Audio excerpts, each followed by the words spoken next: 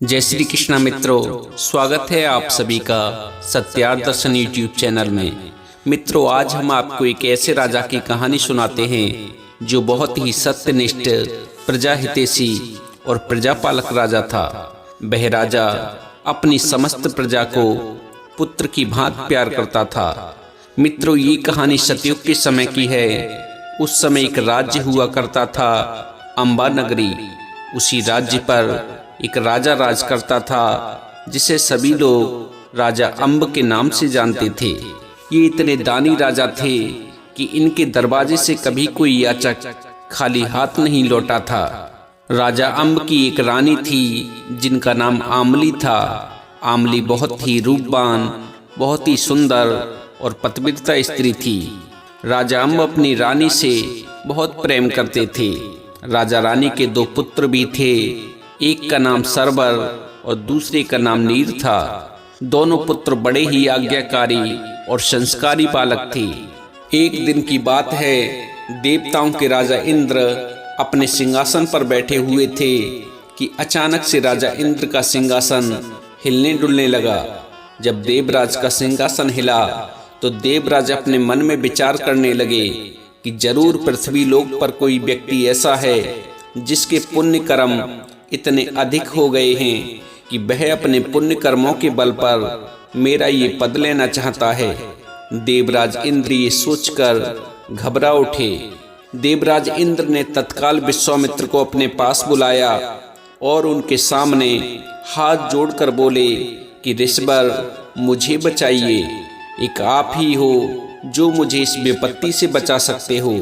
जब विश्वामित्र ने पूछा, क्या बात है, तुम इतने घबराए हुए क्यों प्रतीत हो रहे हो, तो देवराज इंद्र हाथ जोड़कर बोले कि ऋषिवर, आज जब मैं अपने सिंहासन पर बैठा हुआ था तो अचानक से मेरा सिंहासन हिलने लगा। जरूर पृथ्वी लोक पर कोई ऐसा तपस्वी है जिसने अपनी तपस्या से मेरा सिंहासन हिला दिया।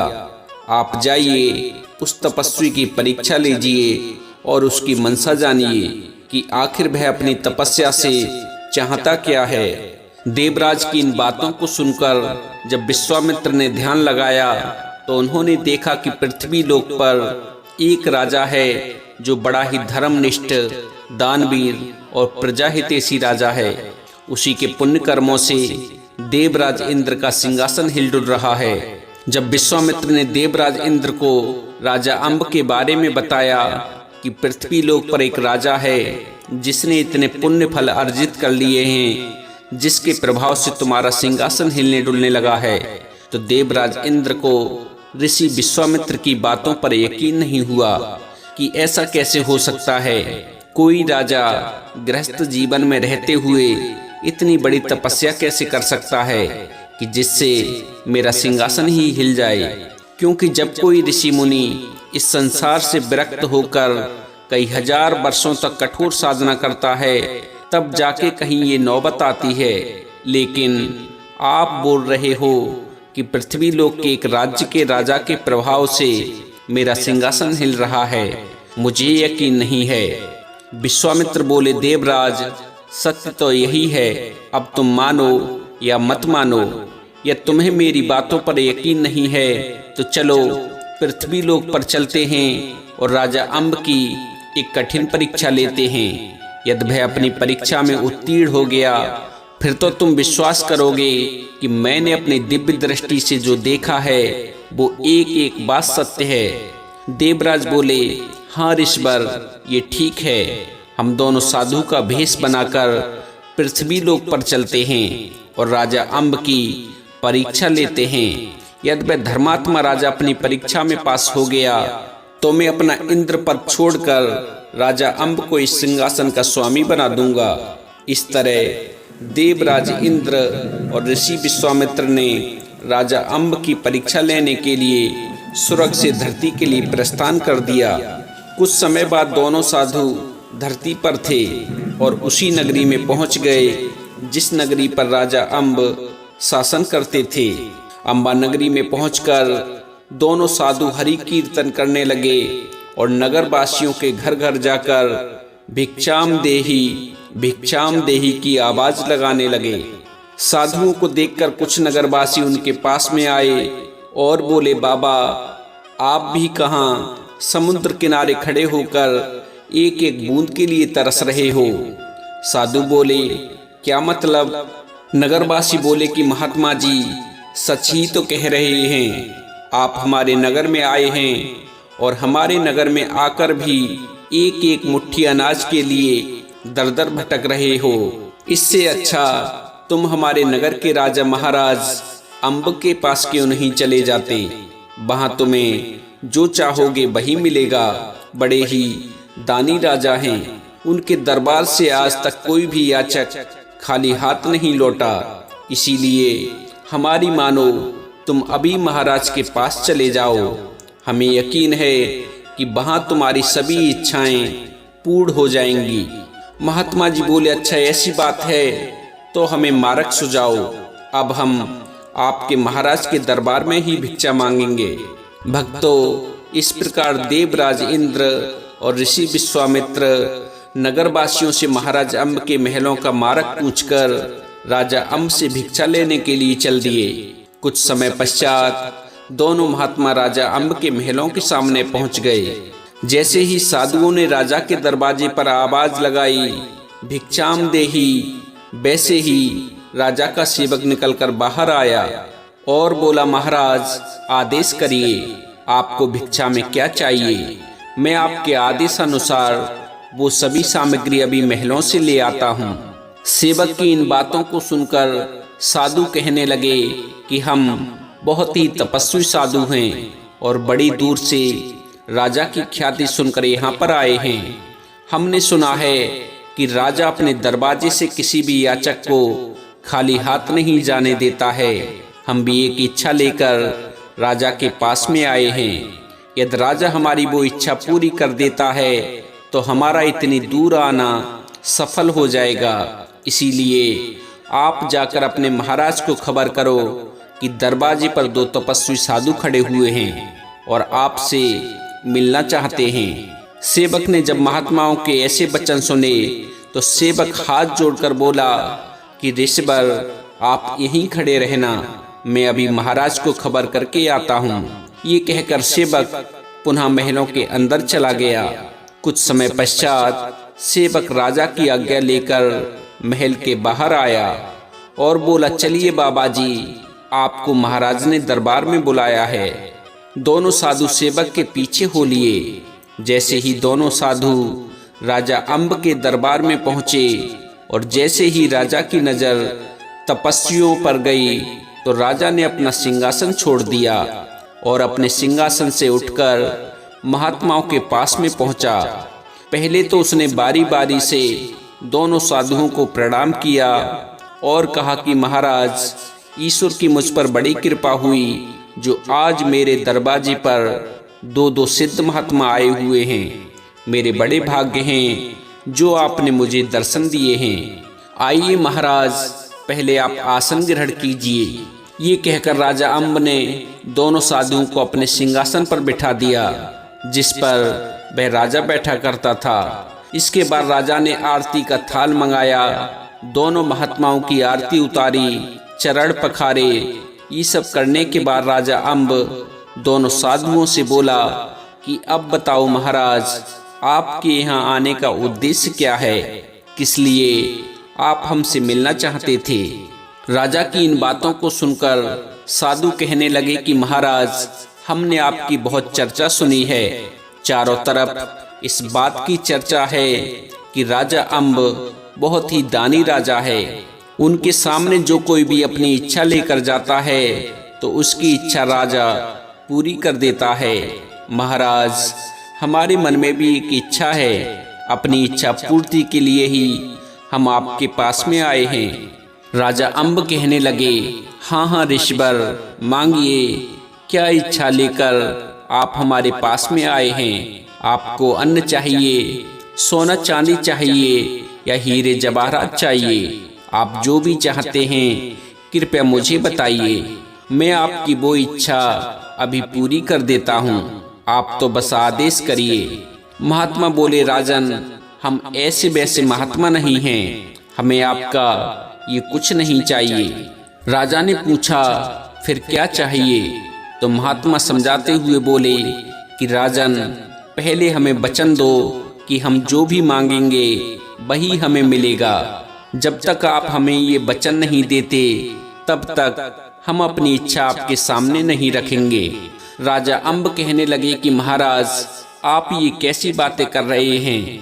आप मेरे प्राण ही क्यों न मांग लीजिए, मैं हंसते हंसते आपके सामने प्राण भी दे दूंगा। आप तो बस अपनी इच्छा बताइए कि आप चाहते क्या हो। साधु बोले, राजन नहीं, पहले आप हमें वचन दीजिए। जब तक आप हमें वचन नहीं देते तब तक हम आपसे कुछ नहीं मांगेंगे, ये हमारा प्रण है। साधु की इन बातों को सुनकर राजा अम्ब बोले, महात्मा जी, यदि ऐसी ही बात है तो मैं तुम्हें वचन देता हूँ कि आप जो भी मांगोगे वही तुम्हें प्राप्त हो जाएगा। अब आप आदेश करिए कि आप मुझसे चाहते क्या हो। राजा अम्ब ने जैसे ही ये वचन दिया वैसे ही साधुओं के मुख पर एक कुटिल मुस्कुराहट तैर गई।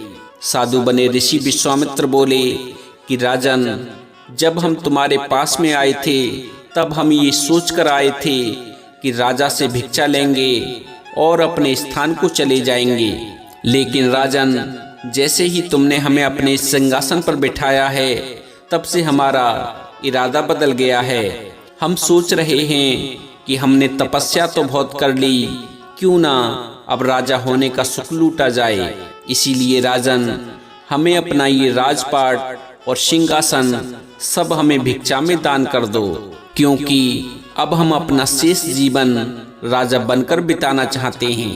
हमारी यही इच्छा है, चाहो तो इसे पूरा कर दो, नहीं तो आप अपने वचनों से मुकर जाओ। हम खाली हाथ ही आपके दरबार से चले जाते हैं। साधु की इन बातों को सुनकर राजा अम्ब कहने लगे कि साधु महाराज, आज तक कभी ऐसा नहीं हुआ है कि कोई याचक हमारे सामने अपनी फरियाद लेकर आया हो और हमने उसे खाली हाथ लौटाया हो। आपको मेरा राज चाहिए तो लो, मैं अभी अपना ताज आपके सिर पर रख देता हूँ। ये कहकर राजा ने अपने सिर से ताज उतारा और साधुओं को पहना दिया और कहा कि साधु महाराज, आज से तुम राजा हो और मैं आपकी प्रजा। लेकिन मुनि श्रेष्ठ, आपसे मेरी एक विनती है। महात्मा बोले, कहो, क्या कहना चाहते हो? राजा हाथ जोड़कर बोला कि ऋषिवर, मैंने अपनी प्रजा को अपने पुत्र के समान ही वात्सल्य दिया है। मेरी आपसे एक विनती है कि आप मेरी प्रजा को किसी भी प्रकार का दुख मत देना। आपके किसी कृत्य से मेरी प्रजा को दुख न होने पाए। साधु कहने लगे कि राजन, अब इस राज्य के राजा हम हैं। अब चाहे हम अपनी प्रजा को सुखी रखें या दुखी रखें, तुम होते कौन हो? राजन, आपने मुझे अपना राजपाट तो दान कर ही दिया है, अब एक काम और करो। जब राजा ने पूछा कि अब क्या करना है, तो साधु बने विश्वामित्र बोले कि राजन, ये बताओ तुम कितने प्राणी हो? राजा अम्ब कहने लगे कि महाराज, मेरे महलों में एक मैं हूँ, दूसरी मेरी प्राण प्यारी रानी आमली है, तीसरा मेरा बड़ा बेटा सरवर है और चौथा सदस्य मेरा छोटा बेटा नीर है। कुल मिलाकर हम 4 प्राणी हैं। ऋषि विश्वामित्र बोले कि राजन, हम नहीं चाहते कि आप हमारे राज्य में रहें और हमारे राज्य संचालन में बाधा उत्पन्न करें। हमें किसी का हस्तक्षेप नहीं चाहिए। इसीलिए राजन, हम इस नगर का राजा होने के नाते आपको ये आदेश देते हैं कि कल सवेरा होने से पहले ही आप हमारे राज्य की सीमा को छोड़कर कहीं अन्यंत्र चले जाएं, क्योंकि जिस प्रकार एक मयान में 2 तलवारें नहीं रह सकती, उसी तरह एक राज्य में 2 राजा नहीं रह सकते। आप यहाँ रहोगे तो सभी लोग तुम्हें ही राजा मानेंगे और जो एक राजा का सम्मान होता है वह तुम्हारे रहते हमें कदापि नहीं मिल सकता। इसीलिए राजन, कल का सूरज उगने से पहले आपको हमारा राज्य छोड़कर जाना होगा। राजा अम्ब कहने लगे कि महाराज, मेरे छोटे छोटे 2 बच्चे हैं, मैं अपने छोटे छोटे बच्चों को लेकर कहाँ भटकूंगा। कृपया मुझ पर ऐसा जुल्म मत करिए। मैं आपको विश्वास दिलाता हूँ कि मैं आपके किसी काम में कोई हस्तक्षेप नहीं करूँगा। विश्वामित्र बोले कि राजन, जो हमने कह दिया वो अटल है। या तो आप इस राज्य को छोड़कर जाइए, यदि आप नहीं जाओगे तो हम यहाँ से चले जाते हैं। लेकिन याद रखना, यदि हम यहाँ से खाली हाथ लौट गए तो जो तुमने हमें वचन दिया है तुम्हारा वो वचन भी टूट जाएगा। अब तुम निर्णय कर लो कि तुम्हें क्या करना है। अपने वचनों का पालन करना है या राजा बनकर यहीं पर रहना है। साधु का ये जवाब सुनकर महाराज अम्ब कुछ समय तक खामोश हो गए। काफी देर तक उन्होंने विचार विमर्श किया कि क्या करूं। काफी देर के विचार विमर्श के बाद राजा अम्ब बोले कि महाराज, मैंने निर्णय कर लिया है कि मुझे क्या करना है। ऋषि विश्वामित्र बोले, कहो राजन, आपने क्या निर्णय किया है। राजा अम्ब कहने लगे कि साधु महाराज, मैंने निर्णय किया है कि मैं अपने वचनों का पालन करूंगा। मैं आज रात ही ये नगर छोड़कर अपने बीबी बच्चों को अपने साथ में लेकर इस अम्बा नगरी से दूर चला जाऊंगा।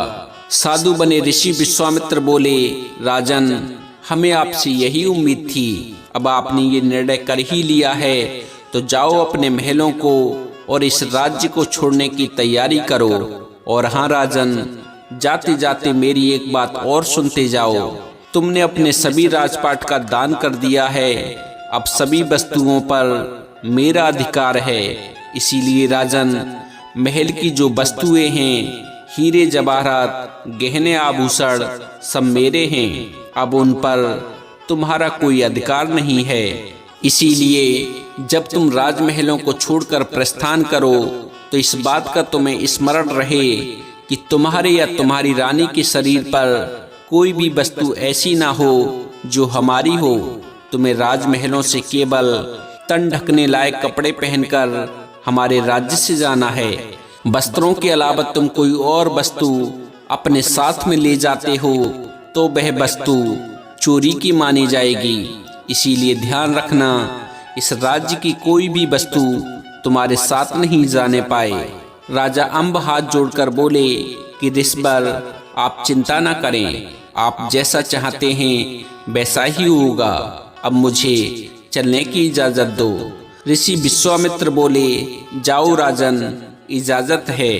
भक्तों, इस तरह राजा अम्ब साधु से इजाजत लेकर अपना राजपाट उस साधु को सौंपकर खाली हाथ बिना ताज के अपने महलों को चल दिए। कुछ समय पश्चात राजा अपने महलों में पहुंचे, जहां उनकी प्राण प्यारी रानी आमली रहती थी। जैसे ही रानी आमली ने अपने पिया को आते हुए देखा तो रानी उठ खड़ी हुई। तुरंत दौड़कर अपने पिया के पास में पहुंची और हाथ जोड़कर बोली, राजन, क्या बात है, आज आप दरबार से इतनी जल्दी कैसे आ गए और आपके सिर का ताज कहाँ है। रानी की इन बातों को सुनकर राजा अम्ब का गला भर आया। राजा विचार करने लगे कि अब रानी से कैसे कहूँ कि अब मैं इस नगर का राजा नहीं रहा, और किस तरह रानी को ये बताऊं कि अब वो रानी नहीं बल्कि एक साधारण स्त्री है और उन्हें इस राजमहलों को छोड़कर मेरे साथ दर दर की ठोकरें खानी हैं। रानी आमली ने फिर पूछा, पिया जी, क्या बात है, आप खामोश क्यों हो और आपके चेहरे पर ये उदासी कैसी है। कुछ तो बोलिए महाराज, मेरा दिल बैठा जा रहा है। रानी आमली की इन बातों को सुनकर राजा अम्ब अपनी रानी से बोले कि महारानी, आज गजब हो गया, एक साधु ने हमें भिखारी बना दिया।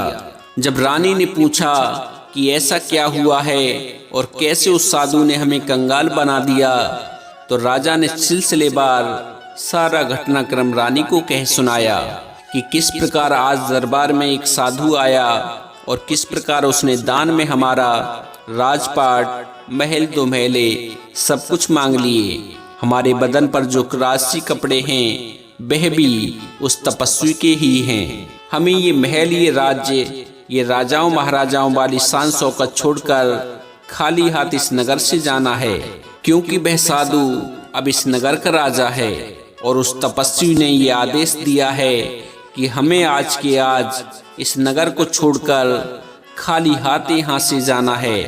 वो तपस्वी कहता है कि या तो तुम मेरा कहना मानो या फिर अपने वचनों से मुकर जाओ।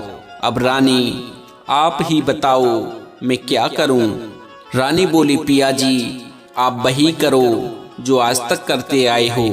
आज तक आपके दरबार से कोई भी याचक खाली हाथ नहीं गया। यदि आज आपसे किसी तपस्वी ने राजपाट मांग लिया तो कोई बात नहीं, हम सोचेंगे कि विधाता ने हमारे नसीब में इतने ही दिन का सुख लिखा था। जो होना होता है वह पहले से ही निहित होता है। इसीलिए पिया जी तुम राजपाट जाने का शोक मत करो, मैं हर निर्णय में तुम्हारे साथ हूँ। राजा अम्ब ने जब अपनी पत्नी की इन बातों को सुना तो उसकी आंखें भर आईं। राजा अम्ब ने रानी के सामने हाथ जोड़ लिए कि रानी तुम धन्य हो जो तुम्हारी जैसी पत्नी मुझे मिली। मुझे तो ये बातें बताने में ही बड़ा संकोच हो रहा था कि मैं अपनी रानी से कैसे कहूँगा, लेकिन तुमने तो मेरे भय को एक पल में ही दूर कर दिया। मैं तुम्हारा जीवन भर रेडी रहूँगा।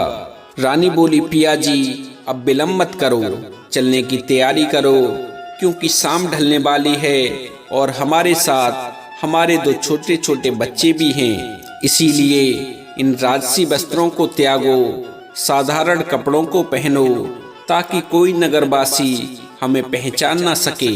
यदि किसी की नज़र हम पर पड़ गई और नगर में ये खबर फैल गई तो किसी भी कीमत पर नगरवासी हमें जाने नहीं देंगे। राजा ने कहा, तुम सच कहती हो रानी, हमें ऐसा ही करना होगा।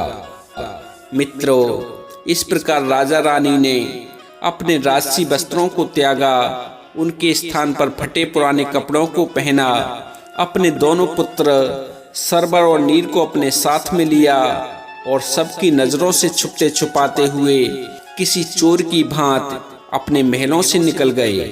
चलते चलते वे चारों प्राणी एक सुनसान जंगल में पहुंचे, जहां दूर दूर तक कोई बस्ती नहीं थी। चारों तरफ अंधकार ही अंधकार फैला हुआ था। घनघोर जंगल को देखकर रानी आमली घबरा गई। चलते चलते रानी आमली ने अम्ब से कहा कि पिया जी बड़ा घनघोर जंगल है, दूर दूर तक कोई इंसान नजर नहीं आ रहा है। हमारे साथ हमारे दो छोटे बच्चे भी हैं। मुझे तो अपने बच्चों की बड़ी फिक्र हो रही है। राजा अम्ब बोले, रानी फिक्र तो मुझे भी हो रही है कि कहीं कोई जंगली जानवर आकर हम पर हमला ना कर दे, लेकिन क्या करें, अभी भी हम अपने नगर की सीमा में ही हैं। यदि आज रात हम ठहर गए और अगर सवेरा हो गया तो मेरा वचन टूट जाएगा, क्योंकि मैंने तपस्वी को वचन दिया है कि मैं कल सवेरा होने से पहले ही अम्बा नगरी से दूर चला जाऊंगा। इसीलिए रानी हमें निरंतर चलना ही होगा। रानी ने जब राजा की ये वचन सुने तो रानी बोली, ठीक है पिया जी, ईश्वर का नाम लेकर हम आगे बढ़ते हैं। अब तो परमात्मा का ही सहारा है, वो जो करेंगे अच्छा ही करेंगे। मित्रों, इस प्रकार एक बार फिर से चारों प्राणी आगे बढ़ गए। चलते चलते उन्हें पूरी रात बीत गई। सवेरा होने को था। सवेरा होने से ही पहले चारों प्राणी अपने नगर की सीमा से दूर दूसरे नगर की सीमा में पहुंच गए। जब राजा अम्ब ने दूसरे नगर की सीमा में कदम रखे तो राजा अम्ब ने अपनी रानी से कहा कि प्रिय, अब चिंता की कोई बात नहीं है, क्योंकि हम अपने राज्य की सीमा से निकलकर दूसरे राज्य की सीमा में प्रवेश कर चुके हैं। चलो अब इस नगर में चलकर कहीं रहने का ठिकाना ढूंढते हैं। भक्तों, इस प्रकार चारों प्राणी चलते चलते नगर के बाहर बनी हुई एक सराय पर पहुंचे, जिसकी स्वामिनी एक भटियारिन थी। राजा भटियारिन के सामने हाथ जोड़कर बोला कि मैया, हम विपत्ति के मारे हैं, मेरे साथ में मेरी पत्नी और 2 छोटे छोटे बच्चे हैं। यदि आपकी अनुमति हो तो हम कुछ समय आपकी सराय में ठहरना चाहते हैं। भटियारिन ने जब राजा अम्ब की वेशभूषा देखी, जब उसके बदन पर फटे पुराने कपड़ों को देखा, तो भटियारिन बोली, मुसाफिर, ये सराय है, कोई यतीम खाना नहीं जहाँ हर कोई अपना मुंह उठाकर ऐसे ही चला आए। यदि तुम्हें मेरी सराय में ठहरना है तो पैसा लगेगा। यदि आपके पास में दमड़ी है तभी आप मेरी सराय में ठहर सकते हो।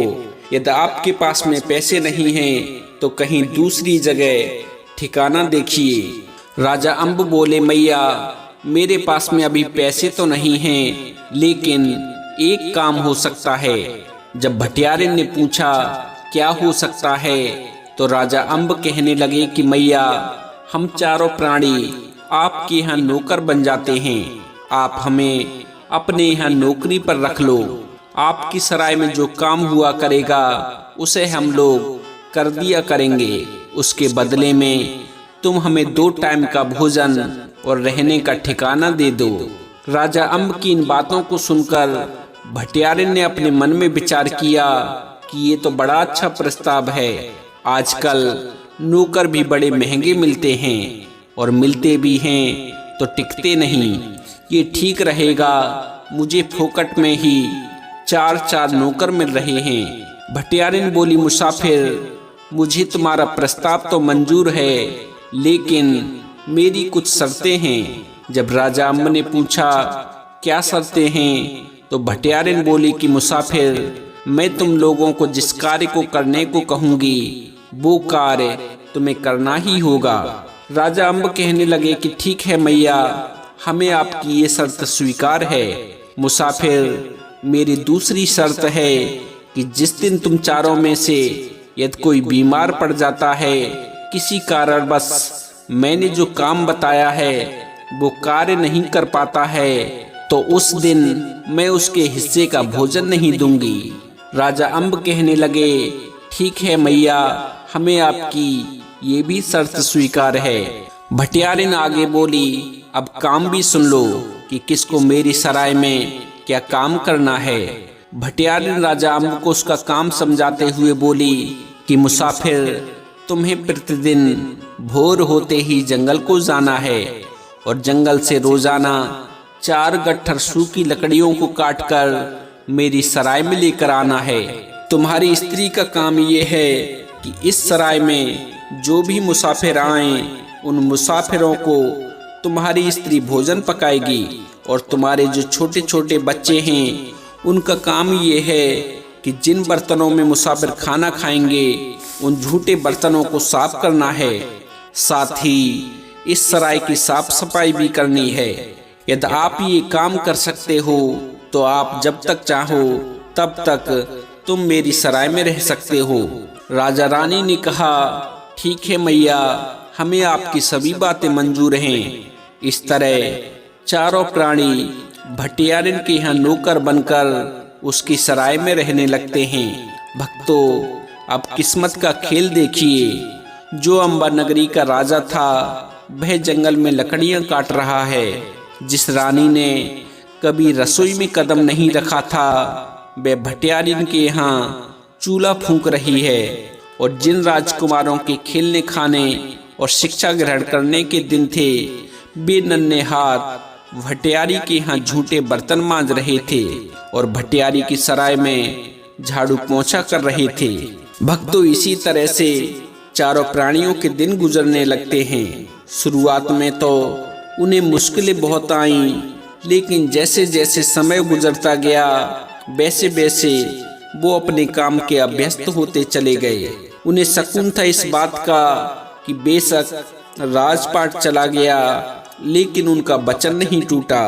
इसी वचन में बंधे हुए चारों प्राणी भटियारिन के यहाँ नौकर बनकर अपना जीवन गुजार रहे थे। भक्तों, इसी प्रकार रहते हुए जब चारों प्राणियों को 6 महीने का समय बीत गया तो एक दिन राजा तो लकड़ियां काटने के लिए जंगल में गया हुआ था। भटियारिन की सराय पर एक सौदागर पहुंचा। सौदागर को देखकर भटियारिन दौड़कर उस सौदागर के पास में पहुंची और कहा, हुजूर क्या बात है, आज तो आपने बड़े दिनों बाद दर्शन दिए हैं। सौदागर बोला, भटियारिन क्या बताएं, अपना तो काम ही यही है, कभी इस शहर कभी उस शहर। चलो छोड़ो इन बातों को, मुझे बहुत जोरों की भूख लगी है, जल्दी से खाना लगवाओ। मुझे आज अपने जहाज को लेकर दूसरे देश में जाना है। भटियारिन बोली, हुजूर आप आदेश करें, आप क्या खाना पसंद करेंगे, मैं अपनी नौकरानी को कहकर आपके लिए वही पकवान बनवा देती हूँ। भक्तों, इधर तो भटियारिन सौदागर की खिदमत में लगी हुई थी, उधर रानी आमली सराय की रसोई में खाना बना रही थी। जैसे ही रानी आमली भोजन का थाल सजाकर सौदागर के सामने पहुंची और जैसे ही सौदागर ने रानी आमली के रूप को निहारा तो सौदागर रानी आमली के रूप को देखकर देखता ही रह गया।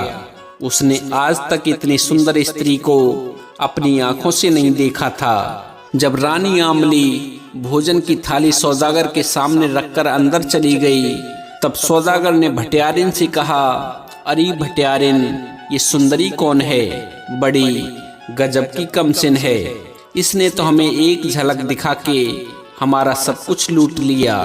भटियारिन बोली, हुजूर ये आपकी दासी की दासी है, यदि आप इसे पाना चाहते हैं तो ये आपको मिल तो जाएगी, लेकिन कीमत बहुत लगेगी। सौदागर बोला, भटियारिन तुम जितना मांगोगी उतनी ही कीमत में तुम्हें देने को तैयार हूँ, बस कोई ऐसा यत्न करो कि ये मेरी हो जाए। भटियारिन बोली, तो ठीक है, आप मुझे 1 लाख रुपए की स्वर्ण मुद्राएं देकर अपने जहाज पर जाइए, मैं इसे खाना देने के बहाने अपने साथ तुम्हारे जहाज पर लेकर आती हूँ। जैसे ही ये खाना लेकर तुम्हारे जहाज पर पहुँचे वैसे ही तुम अपने जहाज को रवाना कर देना। भक्तों, इस प्रकार सौदागर भटियारिन से रानी आमली का सौदा पक्का करके अपने जहाज पर चला गया। उधर भटियारिन रानी आमली के पास में पहुंची और कहा कि आमली जल्दी से कुछ लोगों को भोजन तैयार करो और उस भोजन को लेकर तुम्हें जहाज पर जाना है। रानी आमली बोली कि मैया मैं कैसे जा सकती हूँ, मुझे तो दरिया का रास्ता भी नहीं मालूम है। जब से मैं आपके यहाँ पर आई हूँ तब से मैंने सराय से बाहर कदम नहीं रखा है। भटियारिन बोली, तुम उसकी चिंता मत करो, मैं तुम्हारे साथ चलूंगी। अब जल्दी से भोजन पकाओ, उसे एक बड़े से बर्तन में रखो और मेरे साथ जहाज पर चलने की तैयारी करो। बेचारी मना भी तो नहीं कर सकती थी, क्योंकि जब उन लोगों को भटियारिन ने अपने यहाँ पर नौकरी पर रखा था तभी उसने साफ साफ शब्दों में बोल दिया था कि मुझे ना सुनने की आदत नहीं है, मेरे यहाँ काम करना है तो वही करना होगा जो मैं चाहती हूँ, नहीं तो सभी को सराय से भगा दूंगी। वही बातें याद करके रानी आमली भटियारिन के साथ चलने को तैयार हो गई। उसने बड़े से बर्तन में खाना रखा, उस बर्तन को अपने सर पर रखा और भोजन से भरे बर्तनों को लेकर भटियारिन के पीछे हो ली। जब सरबरनीर ने देखा कि हमारी माता कहीं जा रही है तो बच्चे दौड़कर अपनी माँ से लिपट गए कि मैया हमें छोड़कर कहाँ जा रही हो। भटियारिन ने बच्चों को डांटा कि चुपचाप अंदर जाकर काम करो, नहीं तो आज रात को भोजन भी नहीं मिलेगा। जब बच्चों ने भटियारिन की आंखों में क्रोध की ज्वाला देखी तो बच्चे सहम गए और चुपचाप सराय के अंदर चले गए। भटियारिन रानी आमली को लेकर जहाज के पास में पहुंची और कहा, आमली मेरे तो जोड़ों में दर्द है, इसीलिए मैं तो जहाज की सीढ़ियां चढ़ नहीं सकती, तू जा और इस भोजन को सौदागर को देकर पैसे ले आ।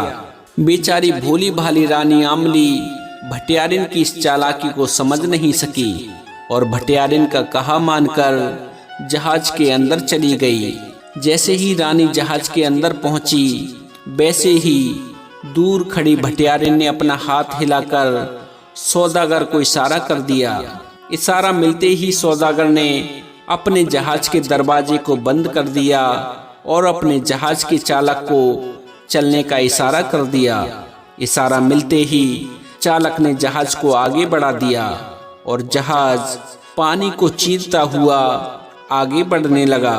जब रानी आमली को इस बात का एहसास हुआ कि उसके साथ में चाल हुई है और भटियारिन ने धोखे से उसे इस जहाज पर भेजा है, तो रानी एकदम से कांप उठी। उसे विश्वास ही नहीं हो रहा था कि एक स्त्री दूसरी स्त्री के साथ में ऐसा कैसे कर सकती है। लेकिन भक्तों, कुछ स्त्रियां कुल्हाड़ी में लगी उस लकड़ी की तरह होती हैं जो लोहे से जुड़कर अपनी ही जाति का विनाश करती हैं। रानी आमली हाथ जोड़कर सौदागर से बोली कि भैया, आप इस जहाज को रोकिए, आप मुझे कहाँ ले जा रहे हो? सौदागर बोला, सुंदरी, हमने तुम्हें भटियारिन से 1,00,000 रुपए की स्वर्ण मुद्राओं के बदले में खरीदा है। हम तुम्हें अपनी रानी बनाना चाहते हैं। अब आप यहाँ से कहीं नहीं जा सकती। अब तो तुम्हें हमारी रानी बनकर हमारे साथ में रहना है।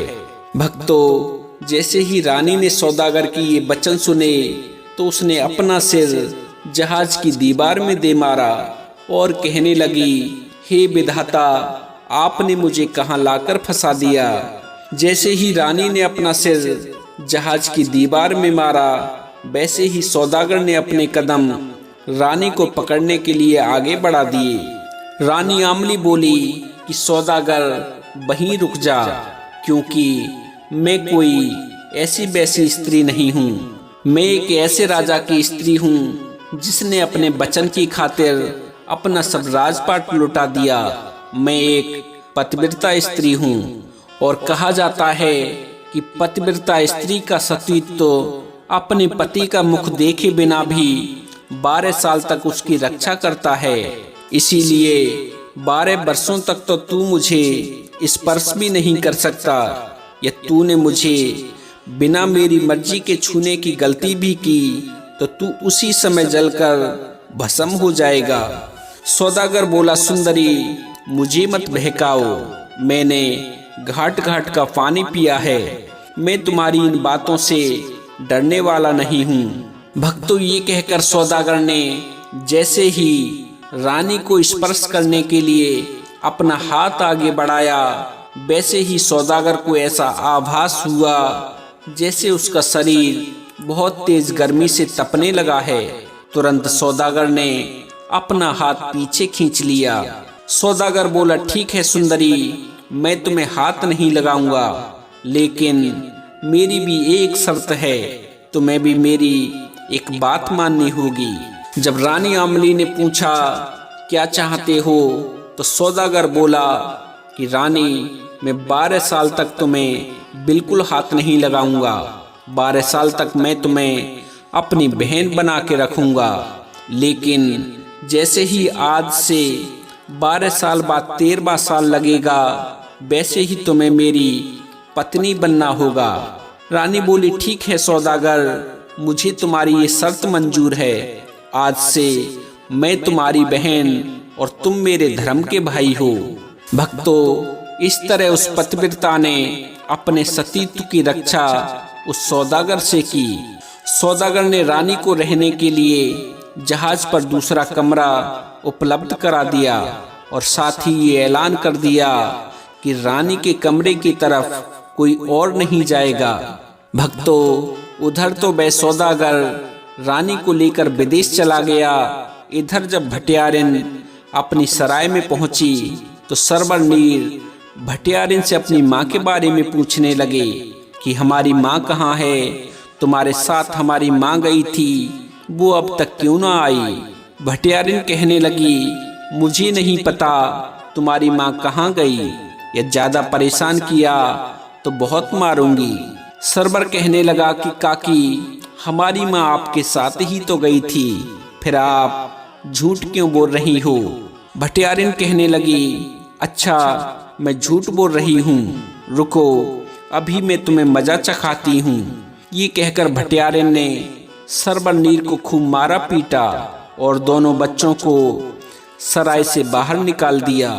रोते बिलखते बच्चे अपने पिता को ढूंढते हुए जंगल में पहुंचे, जहां राजा अम्ब लकड़ियां काट रहे थे। जब उन्होंने अपने बच्चों को रोते बिलखते हुए आते देखा तो राजा पेड़ से उतरकर नीचे आ गए। पूछा, क्या बात है बच्चों, तुम यहाँ पर क्यों आए हो? सरबर कहने लगा, पिताजी, काकी हमारी माँ को कहीं लेकर गई थी। काकी तो वापस आ गई, लेकिन हमारी माँ अभी तक वापस नहीं लौटी। जब हमने काकी से माँ के बारे में पूछा तो उन्होंने हमें बहुत मारा पीटा है। पिताजी, हमें हमारी माँ के पास में ले चलिए, हमें माँ के पास में जाना है। राजा अम्ब ने अपने दोनों पुत्रों को सीने से चिपकाया और बोले, चुप हो जाओ मेरे पुत्रों, तुम्हारी माँ यहीं आसपास में ही होगी। चलो, मैं चलकर तुम्हारी माँ को ढूंढवाता हूँ। ये कहकर राजा अम्ब ने अपने दोनों पुत्रों को अपनी गोदी में उठाया और सराय की तरफ को चल दिए। जब राजा अम्ब अपने पुत्रों के साथ में भटियारिन की सराय पर पहुँचे और जब उन्होंने भटियारिन से रानी आमली के बारे में पूछा तो भटियारिन कहने लगी, मुझे क्या पता तेरी लुगाई कहाँ कहाँ मुंह मारती फिरती है, भाग गई होगी किसी यार को लेकर। अब मैं क्या तेरी औरत की रखवाली पर बैठी थी? सरबर कहने लगा, पिताजी, ये औरत झूठ बोल रही है, यही हमारी माँ को कहीं करके आई है। हमारी माँ इसके साथ में जाना नहीं चाहती थी, मना कर रही थी, लेकिन ये नहीं मानी और जबरदस्ती हमारी माँ को लेकर कहीं चली गई। तब से हमारी माँ अभी तक वापस नहीं लौटी है। राजा अम्ब हाथ जोड़कर बोले कि भटियारिन, हम मुसीबत के मारे हैं, हमें और मत तड़पाओ। तुम सच सच बता दो कि तुमने हमारी स्त्री को कहाँ पर भेजा है। भटियारिन कहने लगी, लगता है तुम ऐसे नहीं मानोगे, राजा के सिपाहियों को बुलाना होगा। राजा के सिपाही जब तुम्हें डंडे मारेंगे तब तुम्हारी अकल ठिकाने आएगी। एक तो मैंने तुम्हें अपनी सराय में रहने का ठिकाना दिया और उल्टा मेरे ऊपर ही आरोप लगा रहे हो। भलाई का तो जमाना ही नहीं रहा। अब निकलो यहाँ से, तुम्हारे जैसे जाहिलों के लिए मेरी सराय में कोई जगह नहीं है। यदि दोबारा दिखाई दिए तो चोरी का इल्जाम लगाकर तुम्हें मैं कारागार में डलवा दूंगी। राजा अम्ब बोले, चलो पुत्रों, ये औरत दुष्ट स्त्री है, ये हमें कुछ नहीं बताएगी। अब तो हमें ही तुम्हारी माँ को ढूंढना है। ये कहकर राजा अम्ब ने अपने दोनों पुत्रों को अपनी गोदी में उठाया और अपने दोनों पुत्रों को लेकर आगे बढ़ गए। भक्तों, अब नियति का खेल देखिए। धर्म पर चलने वालों की राहों में कितनी मुसीबतें आती हैं। पहले जिस राजा ने अपना राजपाट खोया, फिर एक भटियारिन के यहाँ नौकर बनकर लकड़ियाँ काटी, अब उसकी प्राण प्यारी ही उससे बिछड़ गई थी। एक बार फिर से राजा का वही हाल हो गया था जिस हाल में वो इस नगर में आया था। राजा अपने बच्चों को लेकर आगे बढ़ते चले गए। उन्हें खुद नहीं पता था कि वो जा कहाँ रहे हैं, बस चलते ही जा रहे थे। चलते चलते राजा एक नदी के किनारे पर पहुंचे। नदी किनारे पहुंचकर राजा ने अपने बड़े बेटे सरबर से कहा कि पुत्र, तुम यहीं ठहरो, पहले मैं तुम्हारे छोटे भाई को नदी पार कराता हूँ, उसके बाद मैं तुम्हें भी नदी के दूसरे पार ले जाऊंगा। सरबर कहने लगा, ठीक है पिताजी, पहले आप मेरे छोटे भाई को नदी पार करा दो, उसके बाद में मुझे पार करा देना। भक्तों, इस तरह से राजा अम्ब अपने छोटे बेटे को अपने कंधों पर बिठाकर नदी पार कराने लगते हैं। सक्सल वो अपने छोटे बेटे को नदी के उस पार पहुंचाते हैं। छोटे बेटे को नदी पार कराकर जब राजा अम्ब अपने बड़े बेटे को लेने के लिए वापस जाते हैं, तभी जंगल से निकलकर एक शेर आ जाता है और राजा के छोटे बेटे नीर की तरफ अपने कदम बढ़ाने लगता है। जैसे ही नीर की नजर आते हुए शेर पर पड़ती है, तो नीर अपने पिता को आवाज लगाता है कि पिताजी मुझे शेर से बचाइए, ये शेर मुझे खा जाएगा। जैसे ही राजा अम्ब के कानों में अपने छोटे बेटे के ये शब्द टकराते हैं कि पिताजी मुझे शेर से बचाइए, ये शेर मुझे खा जाएगा, तो राजा अम्ब घबराकर पीछे मुड़ते हैं और इसी घबराहट में राजा अपना संतुलन खो देता है और डूबने लगता है। इधर सरवर तो दूसरी पार पर खड़ा हुआ अपने पिता के लौटने का इंतजार कर रहा है। उधर दूसरे किनारे पर खड़े हुए नीर को शेर अपने जबड़ों में दबाकर जंगल में ले जाता है। इस तरह से चारों प्राणी अलग अलग हो जाते हैं। लेकिन भक्तों कहते हैं, जाको राखे साइयां मार सके ना कोई, देखिए उनकी किस्मत उन्हें कहाँ ले जाती है। छोटे पुत्र नीर को, जिसे एक शेर अपने जबड़ों में दबाकर जंगल में ले गया था, उस शेर पर एक शिकारी की नजर पड़ जाती है और वह अपने तीर कमान से उस शेर पर हमला कर देता है। तीर जैसे ही शेर को लगता है तो वह घबरा जाता है और इसी घबराहट में राजा अम्ब का छोटा बेटा उस शेर के मुख से नीचे गिर जाता है। शिकारी तुरंत दौड़कर नीर के पास पहुंचता है और नीर को अपने सीने से चिपकाकर अपने घर ले जाता है। उधर राजा का जो बड़ा बेटा था सरवर, जो अपने पिता के लौटने का इंतजार कर रहा था, जब काफी समय तक उसके पिता वापस नहीं आते हैं तो सरवर रोने लगता है और रोते रोते वह बहीन नदी किनारे पड़ी हुई रेत पर सो जाता है। जब अगला दिन होता है तो उस नगर का धोबी अपने कपड़े धोने के लिए उसी किनारे पर आता है। जैसे ही धोबी की नजर सोए हुए बालक पर पड़ती है तो धोबी सरवर के पास पहुंचकर उसे नींद से जगाता है और पूछता है, बेटा तुम कौन हो और यहाँ नदी किनारे क्या कर रहे हो। सरवर धोबी को अपनी पूरी कहानी सुनाता है और कहता है कि बाबा, मैं हूँ तो एक राजकुमार, लेकिन अब मैं अनाथ हूँ, अब मेरा इस दुनिया में कोई नहीं है। धोबी कहता है, बेटा ऐसा नहीं कहते, जिसका कोई नहीं होता है उसका ईश्वर होता है। आज से तुम मेरे पुत्र हो और मैं तुम्हारा पिता हूँ। चलो अब तुम मेरे साथ मेरे घर पर रहना। इस तरह धोबी सरवर को अपने घर ले जाता है और अपने बच्चे की तरह उसका पालन पोषण करने लगता है।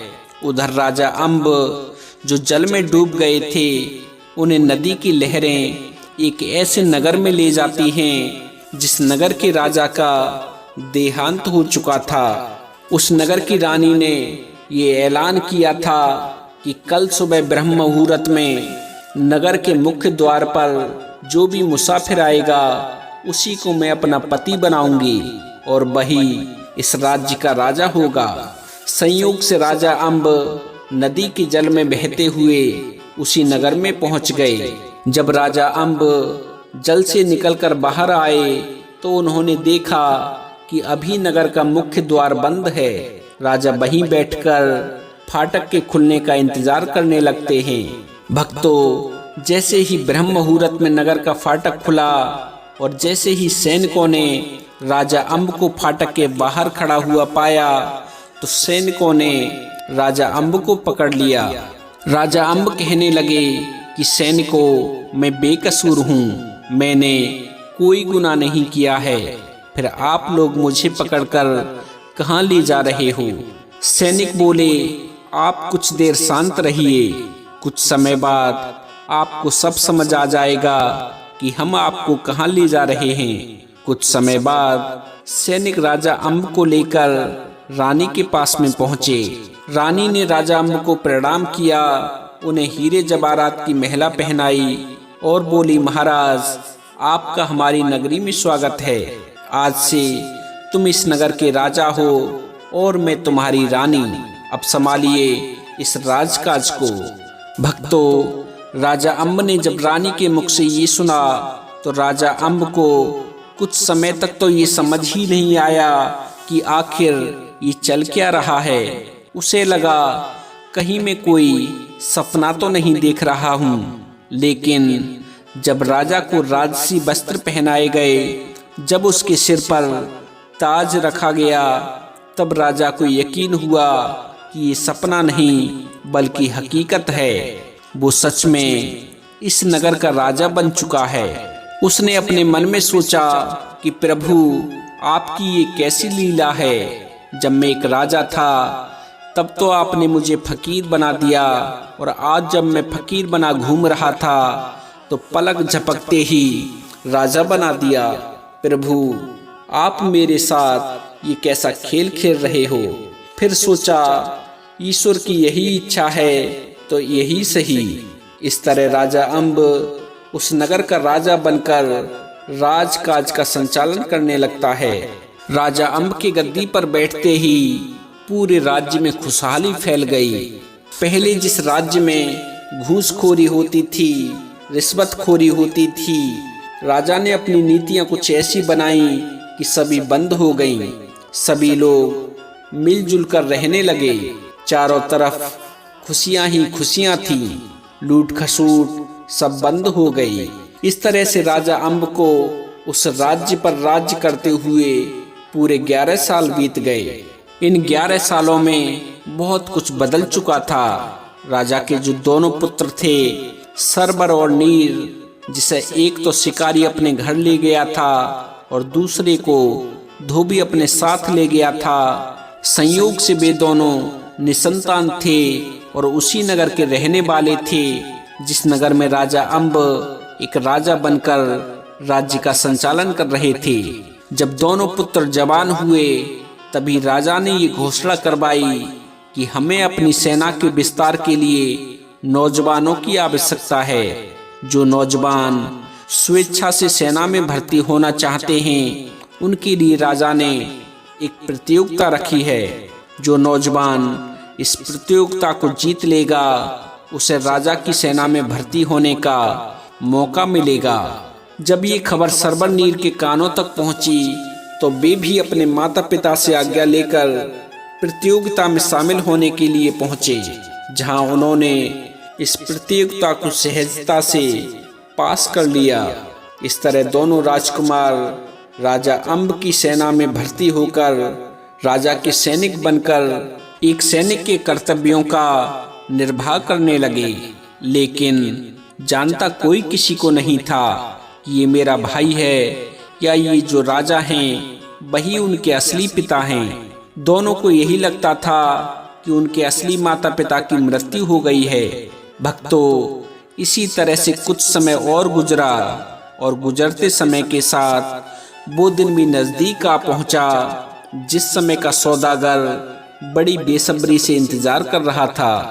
उधर रानी आमली का ये सोच सोच कर बड़ा बुरा हाल था कि 12 वर्ष बीतने को हैं और शर्त के मुताबिक 12 वर्ष बीतने के बाद सौदागर मुझे अपनी रानी बना लेगा, तब मेरी लाज की रक्षा कैसे होगी। रानी यही सोच सोचकर दुखी हो रही थी। उसने भोजन पानी त्याग दिया था। हर समय ईश्वर का भजन करती रहती थी कि प्रभु कोई ऐसा चमत्कार करो कि मेरे पति मुझे वापस मिल जाएं। भक्तों, ईश्वर की लीला देखिए। जो सौदागर रानी आमली को धोखे से अपने जहाज पर बिठाकर अपने साथ ले गया था, वह सौदागर माल से भरा जहाज लेकर उसी नगर के किनारे पर पहुंच गया जिस नगर पर अब राजा अम्ब का शासन था। उस नगर में पहुंचकर सौदागर ने राजा अम्ब के दरबार में फरियाद लगाई कि महाराज, मैं एक पुश्तैनी सौदागर हूँ। मैं अलग अलग देशों में व्यापार करने के लिए जाता हूँ। महाराज, इस समय मेरा जहाज आपके नगर के किनारे दरिया में खड़ा हुआ है। महाराज, यदि कुछ सैनिक मुझे जहाज की रखवाली के लिए मिल जाएं, तो आपकी बड़ी कृपा होगी। महाराज अम्ब कहने लगे, सौदागर, आप हमारे नगर में आए हो, आपका हमारे नगर में स्वागत है। और रही बात जहाज की रखवाली की, तो आप निश्चिंत रहें, आपके जहाज की रखवाली का जिम्मा हम अपने ऊपर लेते हैं। आप जब तक चाहें इस नगर में व्यापार करें, आपके जहाज से कोई भी सामान चोरी नहीं होगा। उसी समय राजा ने अपने दीवान को बुलाया और कहा कि हमारे नगर के किनारे एक सौदागर का जहाज खड़ा हुआ है। आप एक काम करें, हमारी सेना में जो योग्य सैनिक हैं उन्हें जहाज की रखवाली के काम पर लगा दीजिए। दीवान ने राजा के आदेश का तुरंत पालन किया और जाकर सरबर और नीर से कहा कि सुनो जवानों, आज रात तुम्हें सौदागर के जहाज की रखवाली करनी है, लेकिन याद रहे सौदागर के जहाज से कोई भी सामान चोरी न होने पाए। सैनिक बोले, दीवान साहब आप निश्चिंत रहें, चोरी तो बड़ी बात है, हमारे रहते हुए कोई परिंदा भी उस जहाज पर अपने पर नहीं मार सकता। ये कहकर दोनों नौजवानों ने अपने अस्त्र शस्त्र संभाले और जहाज की रखवाली के लिए चल दिए। भक्तों, भादों की अंधेरी रात थी, चारों तरफ अंधेरा ही अंधेरा था। उधर रानी आमली जहाज के कमरे में बंद अपने बिस्तर पर लेटी हुई थी और सोच रही थी कि हे ईश्वर, 12 वर्षों तक तो मैंने किसी तरह सौदागर से अपनी इज्जत बचाए रखी। आज से 3 दिन बाद सौदागर मुझे अपनी रानी बना लेगा। हे प्रभु, अब मेरी लाज आपके ही हाथ में है। एक आप ही हो जो मेरी लाज की रक्षा कर सकते हो। ईश्वर, कोई ऐसा चमत्कार करो कि मेरे पति मुझे वापस मिल जाएं। यदि मेरे पति मुझे वापस नहीं मिले तो मैं अपने प्राणों का त्यागन कर दूंगी, लेकिन किसी भी कीमत पर इस सौदागर की रानी नहीं बनूंगी। भक्तों, इस तरह रानी आमली तो अपनी इज्जत की सलामती के लिए ईश्वर से दुआ मना रही थी। उधर वे दोनों सैनिक जहाज की रखवाली के लिए जहाज पर आ जाते हैं और बड़ी ही मुस्तैदी से जहाज का पहरा देने लगते हैं।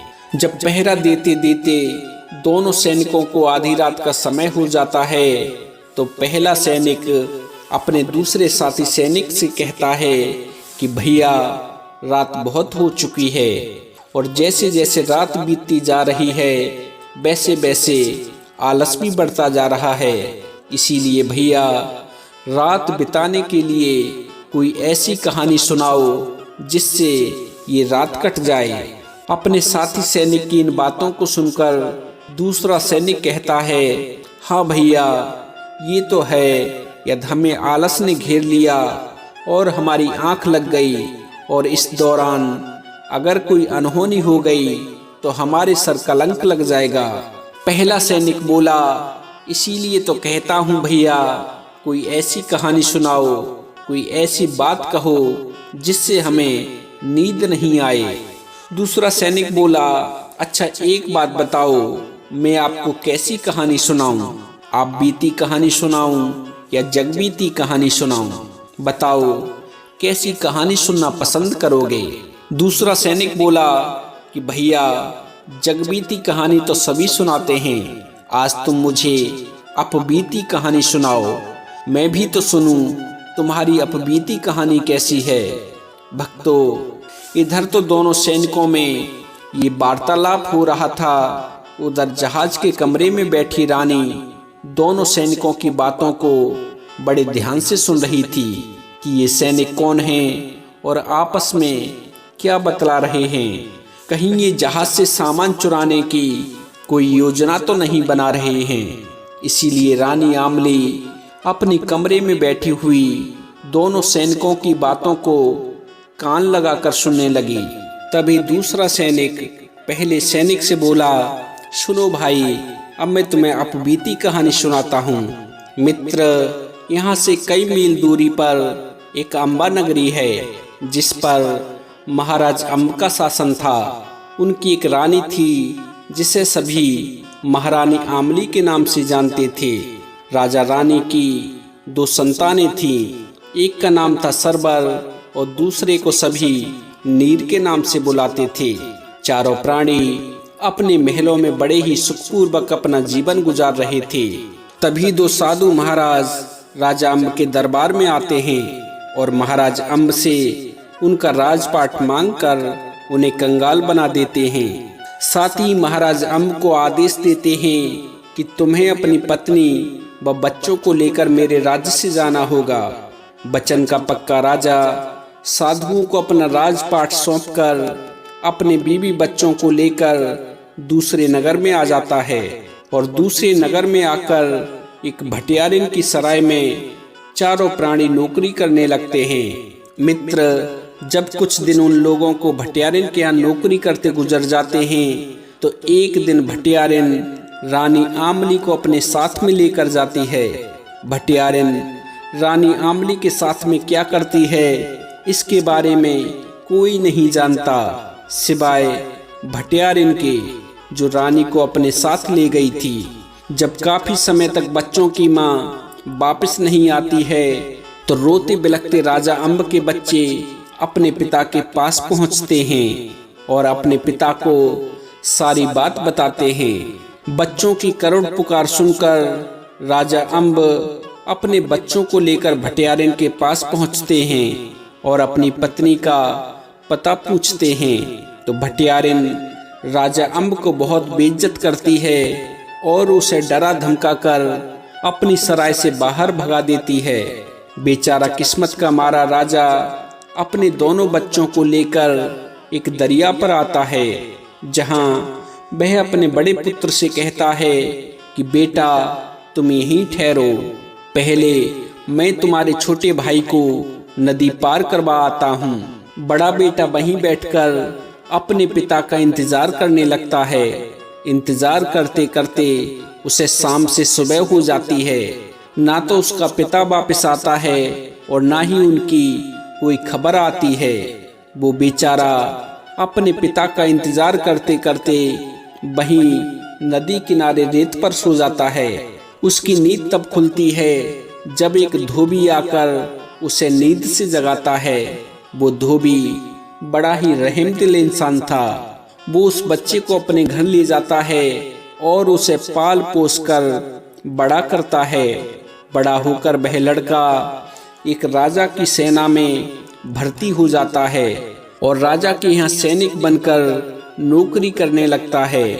आज जो तुम्हारे सामने सैनिक बनकर जहाज की रखवाली कर रहा है वह कोई और नहीं बल्कि मैं ही वो लड़का हूँ जिससे उसके माता पिता और भाई बिछड़ गए और अब वह अनाथों की तरह एक सैनिक बनकर अपना जीवन गुजार रहा है। मित्र, यही मेरी अपबीती कहानी है। भक्तों, जब नीर दूसरे सैनिक के मुख से इन बातों को सुनता है तो वह तुरंत पहचान जाता है कि सैनिक के भेष में जो नौजवान खड़ा है वह कोई और नहीं बल्कि उसका ही माजाया भाई है। उधर जहाज के कमरे में बैठी हुई रानी आमली सैनिक की इन बातों को सुनती है तो वह भी तुरंत पहचान जाती है कि ये तो मेरा बड़ा बेटा सरवर ही है। तभी पहला सैनिक दूसरे सैनिक से कहता है कि भाई, तुम्हारी कहानी सुनकर मुझे मेरी भी कहानी याद आ गई। मैं भी तुम्हें अपबीती कहानी सुनाना चाहता हूँ। मेरी कहानी भी वैसी ही है जैसी तुम्हारी कहानी है। तुम्हारी कहानी में तो धोबी उस बच्चे को अपने घर ले जाता है, लेकिन मेरी कहानी में एक शिकारी है। दूसरा सैनिक बोला, क्या मतलब, तुम कहना क्या चाहते हो? पहला सैनिक बोला कि भाई, पहले तुम मेरी कहानी तो सुन लो, सारी बातें तुम्हारी समझ में आ जाएंगी। भाई, जब राजा अम्ब अपने बड़े बेटे को नदी किनारे छोड़कर दूसरे बेटे को नदी पार करवाते हैं तो वह सख्त से नदी के दूसरे किनारे पर पहुंचा देते हैं। अपने छोटे बेटे को नदी पार कराने के बाद जैसे ही वो अपने बड़े बेटे को लेने के लिए जाते हैं, वैसे ही एक शेर जंगल से निकलकर छोटे बेटे के पास पहुंच जाता है। शेर को देखकर छोटा बेटा भयभीत हो जाता है और अपने पिता राजा अम्ब को पुकारने लगता है। जैसे ही राजा अम्ब पीछे मुड़कर देखते हैं, वैसे ही राजा का संतुलन बिगड़ जाता है और राजा अम्ब जलधारा के साथ में बहने लगते हैं। उधर वो नरभक्षी शेर छोटे बेटे को मुंह में दबाकर जंगल में ले जाता है, जहां एक शिकारी की नजर उस शेर पर पड़ जाती है और वह शिकारी उस शेर से बच्चे को छुड़ाकर अपने घर ले जाता है और अपनी संतान की तरह उसका लालन पालन करने लगता है। जब वह बच्चा जवान हो जाता है तो तुम्हारी तरह ही वह भी राजा की सेना में भर्ती हो जाता है। और आज जो सैनिक तुम्हारे सामने खड़ा हुआ है वह वही बच्चा है जिसे शेर उठा ले गया था।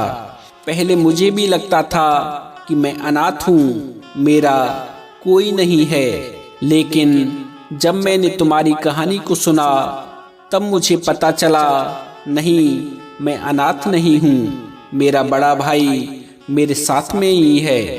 पहले सैनिक की इन बातों को सुनकर सरवर कहने लगा कि इसका मतलब तुम मेरे बिछड़े हुए भाई नीर हो।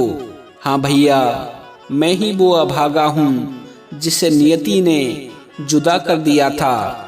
हमारे माँ बाप हमसे बिछड़ गए, राजपाट चला गया, लेकिन ईश्वर का शुक्र है कि फिर से उन्होंने मेरे भाई से मुझे मिला दिया। और ये कहकर नीर ने अपने भाई की कौली भर ली और फपक फपक के रोने लगा। उधर जब जहाज के कमरे में बैठी रानी दोनों भाइयों की इन बातों को सुनती है तो वह तुरंत समझ जाती है कि सैनिक के भेष में कोई और नहीं बल्कि मेरे दुलारे सरवर और नीर हैं। उसने परमात्मा को धन्यवाद दिया कि प्रभु आपका बहुत बहुत धन्यवाद जो आपने मेरे बिछड़े हुए बच्चों के दीदार करा दिए। रानी आमली दोनों बच्चों को अपने सीने से लगाना चाहती थी, उन्हें दुलार करना चाहती थी, लेकिन कुछ सोच के उसके कदम ठहर गए। रानी आमली ने अपने मन में विचार किया कि यदि मैं इस समय अपने बच्चों के पास चली गई और किसी तरह ये बात सौदागर को पता चल गई तो ये मेरे बच्चों को मरवा देगा और ये मुझे यहाँ से कहीं और दूसरी जगह ले जाएगा। नहीं, मुझे धैर्य से काम लेना होगा, तभी मैं इस दुष्ट को इसके किए की सजा दिला सकती हूँ। यही सोचकर रानी खामोश रही, वह कुछ नहीं बोली। भक्तों, पूरी रात दोनों सैनिक जहाज का पहरा देते हैं और जैसे ही सवेरा होता है तो सैनिक जहाज का पहरा छोड़कर अपनी छावनी को चल देते हैं। सैनिकों के जाने के बाद रानी आमली अपने कमरे से बाहर आती है और जहाज पर लदे हुए कीमती सामान को दरिया में डालने लगती है। जब वह जहाज का सभी कीमती सामान नदी में गिरा देती है, उसके बाद रानी आमली सौदागर के कमरे में जाती है और कहती है कि भैया, आप यहाँ चैन की नींद सो रहे हो, वहाँ वो सैनिक हमारे जहाज का कीमती सामान लेकर रफू चक्कर हो गए हैं। रानी आमली की इन बातों को सुनकर सौदागर भड़बड़ाकर उठता है और कहता है, ये कैसे हो सकता है। रानी आमली कहती है, भैया, हो नहीं सकता है, बल्कि हो चुका है। जो सैनिक आपके जहाज का पहरा दे रहे थे वो तुम्हारे सभी माल पर हाथ साफ करके यहाँ से जा चुके हैं। उन्हें माल ले जाते हुए मैंने अपनी आंखों से देखा है। सौदागर बोला, यदि ऐसी बात है तो तुम यहीं ठहरो, मैं अभी राजा के पास में जाता हूँ और महाराज के सामने दोनों सैनिकों की शिकायत करता हूँ। भक्तों, ये कहकर सौदागर राजा अम्ब के दरबार को चल देता है और राजा अम्ब के दरबार में पहुंचकर राजा अम्ब से कहता है कि महाराज, मैं तो लुट गया, बर्बाद हो गया, रक्षक ही भक्षक बन गए। राजा अम्ब बोले, सौदागर, क्या हुआ और तुम इस तरह से हमारे सामने ये करोड़ विलाप क्यों कर रहे हो।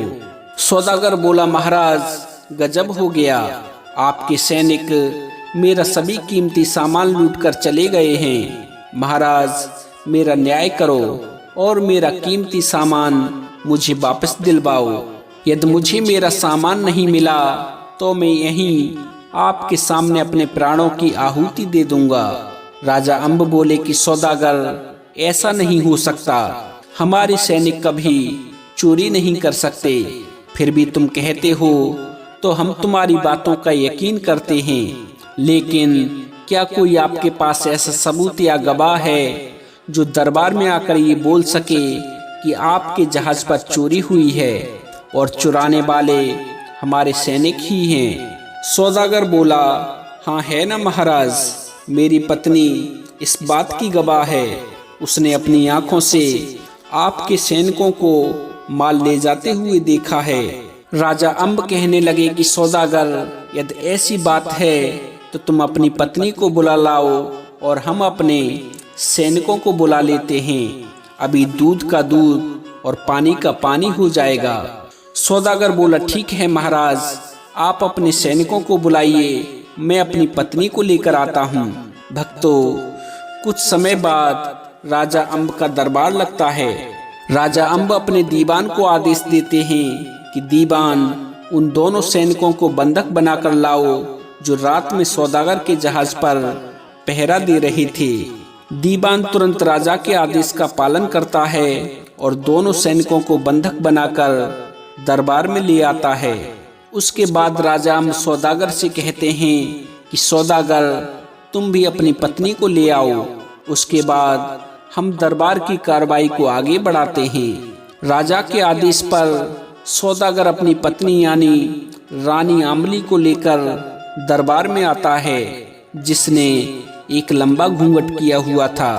जब दोनों पक्ष आमने सामने आ जाते हैं, उसके बाद महाराज अम्ब दरबार की कार्रवाई को आगे बढ़ाते हैं। सबसे पहले राजा अम्ब सौदागर से कहते हैं कि सौदागर, अपनी पत्नी से पूछो, क्या इन दोनों सैनिकों ने ही तुम्हारे जहाज पर चोरी की थी?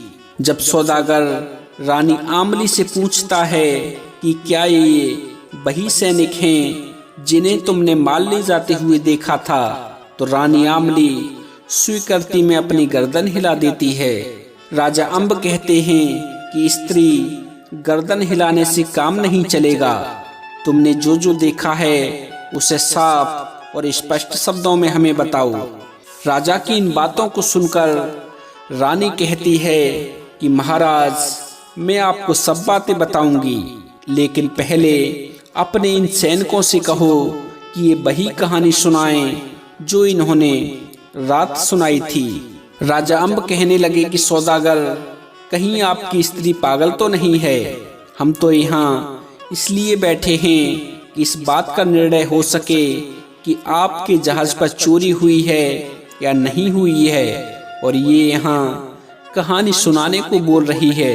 ये क्या तरीका है? रानी बोली, महाराज, इस बात का निर्णय तभी हो पाएगा जब ये रात वाली कहानी सुनाएंगे। अपने सैनिकों को आदेश दो कि जो कहानी इन दोनों ने जहाज का पहरा देते हुए सुनाई थी, वही कहानी इस भरे दरबार में भी सुनाएं। राजा अम्ब अपने सैनिकों से बोले कि सैनिकों, तुमने रात कौन सी कहानी सुनाई थी, वो कहानी दरबार को भी सुनाओ। महाराज अम्ब के आदेश पर दोनों सैनिक वही कहानी सुनाते हैं जो अपबीती कहानी उन्होंने जहाज का पहरा देते हुए सुनाई थी। दोनों सैनिकों की कहानी सुनकर राजा अम्ब कहता है कि सैनिकों, आपकी कहानी में जिस पिता का जिक्र है वो पिता मैं ही हूँ। जल में डूबने के बाद जल लहरें मुझे इस नगर तक ले आईं और यहाँ के लोगों ने मुझे यहाँ का राजा बना दिया। ये कहकर राजा अपने सिंहासन से उठता है और अपने दोनों पुत्रों को अपने सीने से लगा लेता है। सरवर नीर ने पूछा कि पिताजी, हमारी माँ कहाँ है? तभी सौदागर के पास में खड़ी स्त्री ने अपना घूंघट उठा दिया और बोली, आओ लाल, मेरे पास में आओ, मैं ही तुम्हारी माता आमली हूँ। और ये कहकर रानी आमली ने भी भरे दरबार में अपबीती कहानी सुनाई कि किस तरह उसे धोखे से भटियारे ने सौदागर के हाथों बेच दिया और किस तरह उसने सौदागर से अब तक अपनी इज्जत बचाए रखी। जब सौदागर ने रानी के इन वचनों को सुना तो सौदागर अंदर तक कांप गया। वह महाराज अम्ब के सामने रोने गिड़गिड़ाने लगा कि महाराज मुझे माफ कर दो, मुझसे गलती हो गई, मैं ऐसा नहीं करना चाहता था, मुझे तो भटियारिन ने बहकाया था। राजा अम्ब कहने लगे कि सौदागर, जितना गुनहगार तू है उतनी ही वह भटियारिन भी है, तुम दोनों ही हमारे गुनहगार हो, इसीलिए सजा भी तुम्हें बराबर की मिलेगी। राजा अम्ब अपने सैनिकों से बोले कि सैनिकों, यहाँ से 50 मील दूरी पर दक्षिण दिशा में एक चकरपुर नगरी है, उस नगरी के बाहर एक भटियारिन सराय बनाकर रहती है। आप लोग तुरंत उस भटियारिन की सराय में जाओ और उस भटियारिन को बंदी बनाकर हमारे सामने पेश करो। अपने राजा का ये हुक्म सुनकर सैनिक भागे भागे गए और उस भटियारिन को बंदी बनाकर ले आए। राजा अम्ब ने भटियारिन से कहा कि भटियारिन, पहचाना मुझे, मैं वही तेरा नौकर हूँ जिसने तेरे लिए जंगल में जाकर लकड़ियाँ काटी थीं, और ये मेरी वही रानी है जिसे तूने सौदागर को 1 लाख रुपए में बेच दिया था। राजा की ये वचन सुनकर भटियारिन अंदर तक कांप गई और बोली, जहां पना, मुझे माफ कर दो, मैं धन के लालच में आ गई थी, मैं पापिन हूँ, मैंने पाप किया है, शायद उसी पाप की सजा मैं भोग रही हूँ। ये कहकर भटियारिन ने वो वस्त्र हटा दिया जिस वस्त्र से उसने अपना तन ढका हुआ था। राजा अम्ब ने देखा कि भटियारिन के पूरे शरीर पर कोढ़ फैल गया है, उसके पूरे शरीर पर घाव ही घाव हैं, जिनमें से दुर्गंध युक्त पी बाहर निकल रहा है। ये देखकर राजा बोला कि भटियारिन, तुझे तो परमात्मा पहले ही सजा दे चुका है, अब मैं तुझे क्या सजा दूं। इसके बाद सौदागर का नंबर आया।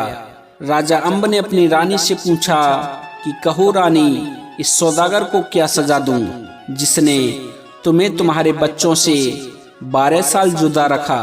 रानी आमली बोली कि महाराज, ये सत्य है कि इसने मुझे धोखे से अगवा किया और मुझे मेरे पति और बच्चों से 12 साल तक जुदा रखा, लेकिन महाराज, इसने इन बीते 12 सालों में मेरा स्पर्श भी नहीं किया, बल्कि मुझे 12 वर्षों तक बहन बनाकर अपने पास रखा। इसीलिए महाराज, मैं चाहती हूँ कि इसे सकुशल यहाँ से जाने दिया जाए। जिस प्रकार परमात्मा ने भटियारिन के साथ उसे कोड़ी बनाकर न्याय किया है, उसी प्रकार सौदागर को भी अपने कर्मों की सजा भोगनी पड़ेगी। राजा अम्ब बोले, ठीक है रानी, या तुम ऐसा चाहती हो तो हम इसे जाने देते हैं। सौदागर ने राजा रानी से माफी मांगी और वहां से चल दिया। जब सौदागर वहां से जाने लगा तो रानी आमली ने पीछे से आवाज लगाई कि ठहरो सौदागर, तुम्हें तुम्हारा सामान नहीं चाहिए जो जहाज से चोरी हुआ है। सौदागर, तुम्हारे जहाज से कोई सामान चोरी नहीं हुआ है, तुम्हारा सारा सामान दरिया में है, जाते जाते दरिया से अपना सामान भी लेते जाना। भक्तों, इस तरह से चारों बिछड़े हुए प्राणी वापस मिल जाते हैं और एक दूसरे से मिलकर बड़े प्रसन्न होते हैं। उसी समय आकाश मार्ग से एक विमान नीचे आता है और उसमें से 2 साधु बाहर आते हैं। ये महात्मा कोई और नहीं बल्कि देवराज इंद्र और ऋषि विश्वामित्र ही थे। दोनों साधु महाराज अम्ब को प्रणाम करते हैं और अपनी असलियत राजा अम्ब के सामने जाहिर करते हैं और कहते हैं, राजन, हमने आपका बहुत नाम सुना था, तीनों लोकों में तुम्हारे नाम की चर्चा थी, इसीलिए राजन हम तुम्हारी परीक्षा लेने के लिए आए थे। लेकिन राजन, जैसा हमने तुम्हारा नाम सुना था उससे बढ़कर पाया, इसीलिए हम आपसे बहुत प्रसन्न हैं और हम आपको वरदान देना चाहते हैं। मांगो राजन, आप हमसे क्या चाहते हो।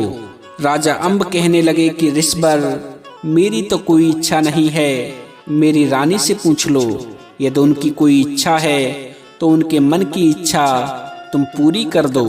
रानी आमली बोली कि ऋषभर, यदि आप मुझे वरदान देना ही चाहते हो तो मुझे ये वरदान दो कि जब जब मैं पृथ्वी लोक पर जन्म लेकर आऊं तो हर जन्म में मैं इनकी ही पत्नी बनूं, और जो मेरे पुत्र हैं हर जन्म में यही मेरी संतानें हो। ऋषि विश्वामित्र बोले, तथास्तु, ऐसा ही होगा।